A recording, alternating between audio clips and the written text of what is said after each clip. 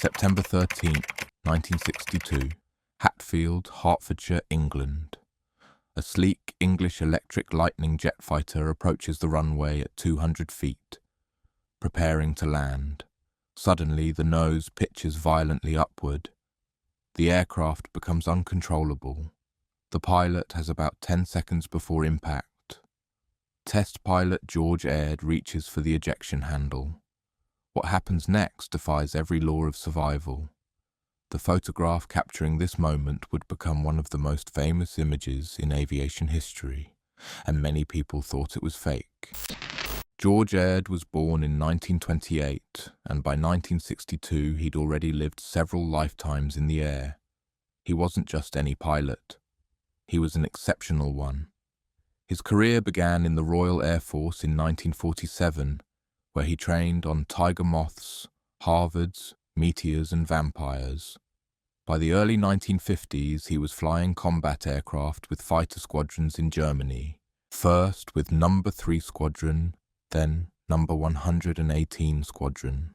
But it was with No. 111 Squadron at North Weald where George Aird became part of aviation legend.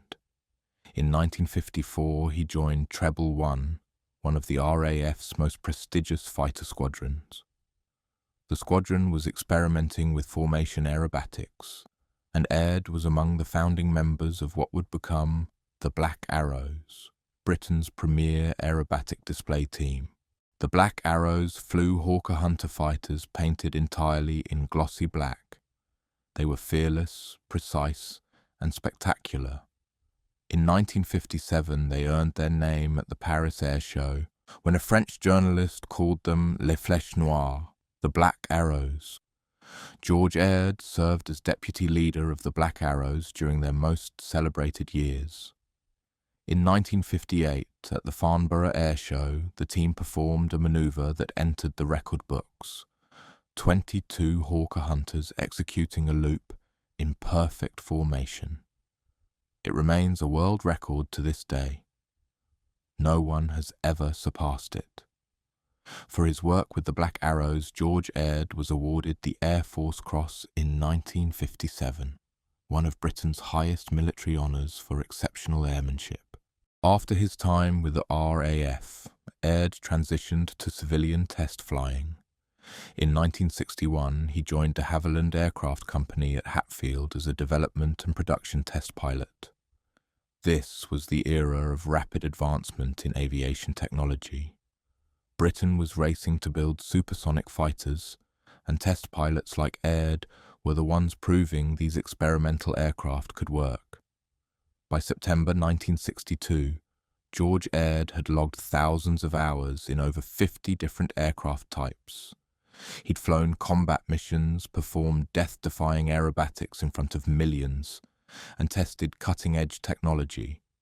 He was experienced, calm under pressure, and highly respected, but nothing in his career had prepared him for what would happen on September 13th. The English Electric Lightning was Britain's answer to the jet age. It was the only British-designed and built fighter capable of speeds exceeding Mach 2, twice the speed of sound. Its unique design featured two Rolls-Royce Avon turbojet engines stacked vertically, one above the other inside the fuselage. It was revolutionary, powerful, and complex. The Lightning was designed to intercept Soviet bombers at altitudes and speeds where other fighters couldn't operate. During the Cold War, it was Britain's first line of air defense, but like all experimental aircraft, it had risks. The Lightning that George Aird was flying that day, XG332, was one of 20 pre-production models. It was being used for weapons trials, specifically testing the Red Top air-to-air missile system. On September 13th, George Aird took XG332 on a demonstration flight along the south coast of England. The flight went smoothly. Everything was normal. He turned back toward Hatfield to land, approaching from the northeast. Then, about 15 miles from Hatfield, a fire warning light illuminated in the cockpit. A fire in the reheat zone, the area where the jet's afterburner operated. This wasn't necessarily catastrophic. Fires could sometimes be managed. Ed was trained for this. He decided to continue to Hatfield and land immediately. What he didn't know was that unburned fuel had leaked into the rear fuselage. A small crack in the jet pipe had ignited it. The fire was burning through the tailplane actuator anchorage, the mechanism that controlled the aircraft's horizontal stabilizer. Without this, the aircraft couldn't maintain stable pitch control. It was only a matter of time before the system failed completely. As Ed approached Hatfield, he was lined up for runway 06 coming in from the northeast. The runway was shorter than military standards, so a manually operated barrier had been erected at the northeast end. Standard procedure for emergency landings. Ed was at about 200 feet altitude, roughly 60 meters, making his final approach. The aircraft was stable. He was seconds from touchdown. Then, without warning, the nose pitched up violently. The tailplane control had failed. The aircraft's nose pointed skyward at a steep angle. Ed pulled back on the control stick. Nothing. The controls were dead. The Lightning was effectively stalling, nose up, at 200 feet. At that altitude and speed, there was no time to troubleshoot. No time to attempt recovery. George Ed had about 10 seconds before the aircraft would stall completely and slam into the ground. He made the only decision he could. He reached down and pulled the ejection handle. At that exact moment, a man named Jim Meads was standing in a field near the airfield with his children. Jim Meads was a professional photographer who lived next door to another de Havilland test pilot, Bob Sauray. Earlier that day, Sauray had mentioned he might be flying the Lightning. When Meads took his kids for a walk near the airfield, he brought his camera along, hoping to photograph his children with the Lightning in the background as it landed. They found a good spot near the approach path and waited. Meads didn't know that Bob Sauray wasn't flying that day. George Ed was. As Meads stood there with his camera, he heard the roar of jet engines. He looked up and saw the Lightning approaching. But something was wrong. The nose was pitched up at an unnatural angle. Then he saw the ejection. The canopy blew off. The ejection seat fired. George Ed was blasted out of the aircraft at an impossibly low altitude. Jim Meads raised his camera and pressed the shutter. The photograph he captured shows the Lightning diving nose first toward the ground, flames trailing from the rear. George Ed is visible, still in his ejection seat, suspended upside down in mid-air, his parachute not yet deployed. In the foreground, a tractor driver named Mick Sutterby sits on his tractor turning around to see what the loud bang was. It's a surreal, almost impossible image. It looks staged. Many people who saw it later thought it was fake. But it was real, and it captured the most critical seconds of George Ed's life. The ejection seat worked as designed. The explosive charge fired, blasting Ed out of the cockpit with tremendous force. Because the aircraft was pitched nose up when he ejected, the seat fired at an angle, not straight up, but more horizontal. At 200 feet, there was barely enough altitude for the parachute to deploy. The automatic system activated immediately. The parachute began to open. But George Ed was falling fast, and he was traveling forward with significant momentum from the aircraft's speed. The parachute didn't have time to fully deploy and slow his descent. He was still falling when he crashed through the roof of a greenhouse. The greenhouse was part of the de Havilland property, located just beyond the runway. Inside, rows of tomato plants grew under glass. George Ed smashed through the glass roof, the ejection seat and parachute following him down. He landed hard on the ground among the tomato plants, surrounded by shattered glass. Both of his legs were broken. His right thigh was fractured. He had multiple other fractures throughout his body. Glass from the greenhouse roof had cut him in dozens of places. The impact knocked him unconscious. In the field, Mick Sutterby, the tractor driver, had heard the bang of the ejection seat. He turned around just in time to see the lightning crash into the airfield and explode in a ball of fire and thick black smoke. Medical personnel rushed to the crash site first, then realized the pilot had ejected. They found George Aird unconscious in the greenhouse, bleeding, his body twisted at unnatural angles. But he was alive. As they worked to stabilize him, something brought him back to consciousness. The greenhouse's automatic sprinkler system had activated. Jets of cold water were spraying over him, soaking him. George Aird opened his eyes. He saw the water falling on him. He saw the shattered glass roof above. He saw people standing over him.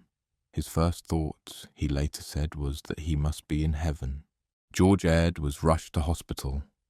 Doctors examined him and documented the damage.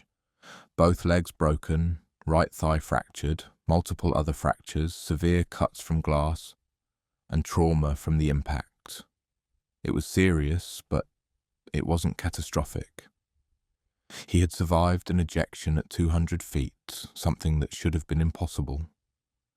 The fact that he'd crashed through a greenhouse roof instead of hitting solid ground had probably saved his life. The glass had broken his fall just enough. But even more remarkable was what happened next. George Aird didn't just survive. He recovered. Within 6 months, he was back at work. Within a year, he was flying again, and not just any aircraft. He was flying the Lightning again. Witnesses at Hatfield reported seeing him walk across the apron toward a de Havilland Sea Vixen for his first flight after rehabilitation. Ground crew members watched in amazement. The man who had been ejected from a Lightning at 200 feet, who had crashed through a greenhouse roof, who had broken both legs, was back in the cockpit. It was, as one apprentice put it, hero worship stuff. George Aird received an award from Martin Baker, the ejection seat manufacturer, for being one of the first 100 people saved by their ejection seats. The data from his ejection was studied extensively. It proved that ejection seats could work even in seemingly impossible circumstances, but it also highlighted the need for improvements in low-altitude ejection systems. Meanwhile, Jim Meads' photograph began its own journey. The photo was immediately seized by the Air Ministry. The Lightning was classified at the time, and the Ministry didn't want images of it crashing published. They placed a D notice on the photograph, a formal request to British media not to publish it. But eventually the restrictions were lifted. Jim Meads took the photograph to the Daily Mail newspaper. They told him it was fake. No one could survive an ejection like that. The photograph must be doctored. Meads took it to the Daily Mirror instead. They believed him. On October 9th, 1962, the Daily Mirror ran a centre-spread feature with the photograph. They paid Meads £1,000 for the rights, equivalent to about £20,000 today. The photograph went global. It appeared in newspapers and magazines around the world. It became one of the most famous aviation photographs ever taken. Even today, people still debate whether it's real. Ironically, the Ministry of Defence's attempt to suppress the photograph with a D notice only confirmed its authenticity. If it was fake, why would they try to ban it? George Aird continued his career as a test pilot for de Havilland until 1983. He was appointed Chief Military Test Pilot for Hatfield and Chester in 1967. In 1970, he moved to Chester and worked on production testing of HS-125 business jets. In 1981, he was appointed Chief Test Pilot at Chester. He was awarded the Queen's Commendation for Valuable Service in the Air in 1967, recognition of his decades of exceptional airmanship. After retiring from test flying, George Ed became a commercial pilot and later flew historic warbirds. He delivered several de Havilland Mosquito bombers to the United States. He continued flying well into his 80s, though eventually he was required to fly with another pilot who could land the aircraft. He lived a long, full life. He never forgot the day he ejected from the Lightning. How could he? But he didn't dwell on it. He was more upset about losing the aircraft than about his own near-death experience. That was the mindset of a test pilot. George Ed died in his 90s, decades after the ejection that should have killed him. Jim Meads, the photographer, continued his career photographing rural life and English hunting scenes. He carried a copy of the famous photograph in his wallet for the rest of his life. He survived into his late 80s, always humble about the incredible moment he'd captured. Mick Sutterby, the tractor driver, gave interviews years later about what he witnessed. He'd followed his father into work at de Havilland in 1954 when he was 15. On September 13th, 1962, he was trimming grass around the runway overshoot area. He heard the bang of the ejection seat and turned around just in time to see history unfold. He often reflected on how lucky he was. If he'd been positioned 20 yards closer to where the Lightning crashed, he wouldn't have survived. The investigation into the crash confirmed what George Ed had suspected. A fire in the reheat zone caused by leaked fuel ignited through a crack in the jet pipe had weakened the tailplane actuator. The control system failed catastrophically at the worst possible moment, during final approach at low altitude. There was nothing Ed could have done to prevent it. His decision to eject, made in a split second with the ground rushing up to meet him, was the only reason he survived. The Lightning program continued. The design flaws that caused XG-332 to crash were corrected. The Lightning went on to serve with the Royal Air Force from 1960 to 1988, becoming one of Britain's most successful Cold War fighters. George Ed's story is about more than just survival. It's about the courage it takes to be a test pilot in an era when every flight could end in disaster. In the 1950s and 1960s, aviation was advancing faster than anyone could fully understand. Supersonic flight, experimental weapon systems, new materials, new engines, everything was being tested for the first time. Someone had to fly these aircraft and push them to their limits. Test pilots like George Ed accepted the risks because they believed in the mission. They were building the future of aviation, one dangerous flight at a time. George Ed flew with the Black Arrows and performed a world record 22-plane loop. He tested cutting-edge military aircraft. He survived an ejection that should have killed him. And then he got back in the cockpit and kept flying. That's what defined him. Not the crash, not the famous photograph, but the fact that after breaking both legs and crashing through a greenhouse roof, he walked back onto that airfield and climbed into another fighter. The photograph Jim Meads took on September 13th, 1962 captures a single moment in time. It shows a test pilot at the edge of death, suspended in mid-air, his aircraft falling in flames behind him, a tractor driver turning to watch in disbelief. But what the photograph doesn't show is what came after. The recovery, the determination, the return to flying. George Ed's survival wasn't just about luck or good equipment or skillful piloting, though all of those played a role. It was about resilience, about refusing to let a near-death experience define the rest of his life. He didn't just survive that day. He kept living, kept flying, kept pushing boundaries for another 3 decades. When people look at that famous photograph now, they see an impossible survival. And it was. But George Ed saw it differently. He saw it as part of the job. Test pilots ejected sometimes. It happened. You recovered, you learned from it, and you moved on. That mindset, that calm acceptance of risk, that refusal to be defined by trauma, is what made George Aird exceptional. He wasn't famous because he crashed.